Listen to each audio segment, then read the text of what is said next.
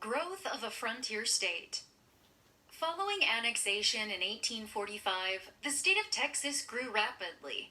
Texas was a frontier. This means Texas was the farthest part of a settled country. It was next to land that had not been settled yet. Many people continued to settle this frontier state. There were immigrants from Europe and settlers from other states in the United States. They all wanted to buy cheap Texas land. They wanted the chance to be successful. All the new settlements caused problems for the American Indians who had lived in Texas for centuries. Settlers took over land. Settlers killed buffalo and other animals the American Indians depended on for food. Settlers built communities on land that was special to the American Indians. Many native tribes were mad and attacked settlers.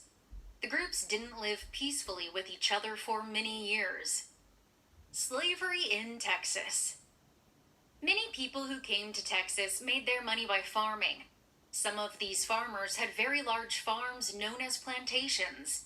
Here, crops were produced to sell. Many of the workers on these farms and plantations were enslaved African Americans. People in slavery had no rights or freedoms. They could not leave their landowner's farm without permission. Landowners considered the slaves their property. They were bought and sold and forced to work very hard. Some of the enslaved people worked in homes or businesses. Most of them worked from sunup to sundown in the dirty, hot fields. A few of these enslaved people were able to escape. They traveled secretly to places where slavery was not allowed in the northern United States. As farms and plantations grew, landowners made lots of money. They also needed lots of people to work in the fields. These landowners brought more and more enslaved African Americans to work in Texas.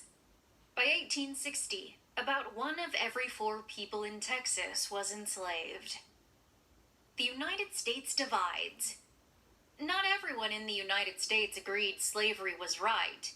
Landowners in the South said they needed slaves to run their farms. They said they could not make money without these workers. But many people, especially those in northern states, said all humans should be free. They did not think it was right for people to own other people. There were even people in Texas who were against slavery.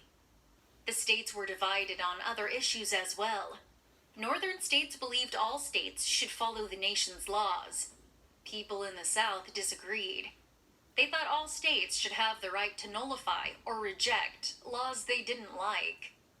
Abraham Lincoln became the President of the United States in 1860. He did not believe in slavery.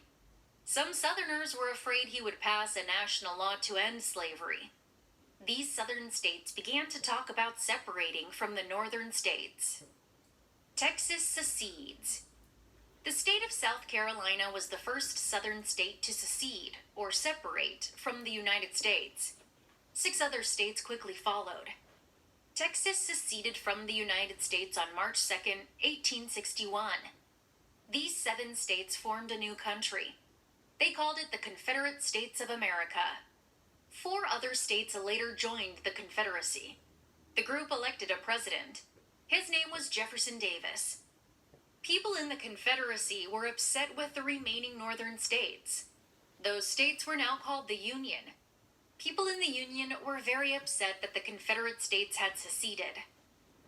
First shot at Fort Sumter. On April 12, 1861, Confederate troops fired at a Union fort at Fort Sumter in South Carolina. The Civil War had begun. This war between the northern and southern states lasted 4 long, bloody years. General Robert E. Lee was the main Confederate general. Ulysses S. Grant was the general of the Union troops. Texans in the war. About 90,000 Texas soldiers fought in the Civil War. Most of them were on the side of the Confederacy, but there were some Union soldiers from Texas. Brave Texans fought in every battle of the war. Texans fought in units that traveled by foot called infantries. Others fought in cavalries, or horseback units. Texans who did not join the military stayed at home to help. Many people kept running farms and businesses. Women made uniforms, tents, blankets, and bandages. Many women also worked in hospitals nursing injured soldiers. Texas battles. Texan soldiers were most proud of the fact that Union soldiers were never able to take over their state. But Union ships were able to blockade, or block ships from coming into ports, the Gulf of Mexico. This kept the Confederates from getting fresh supplies. In October 1862, the Union captured the port of Galveston Harbor. Within months, the Confederates took it back. Several other battles took place in Texas. In September 1863, 4,000 Union soldiers tried to capture the Sabine Pass. Although only 60 Confederate soldiers fought against them, the Union was not successful. The Confederates, led by 25-year-old Lieutenant Dick Dowling, used cannon fire to force back the Union's incoming ships. On April 9, 1865, after nearly 4 years of fighting, the Confederacy surrendered. Unfortunately, the news of the surrender did not reach Texas troops for some time. On May 13, 1865, they fought the last battle of the Civil War at the Battle of Palmetto Ranch near Brownsville. Even though the Confederates had lost the war, the Texas troops won this last battle.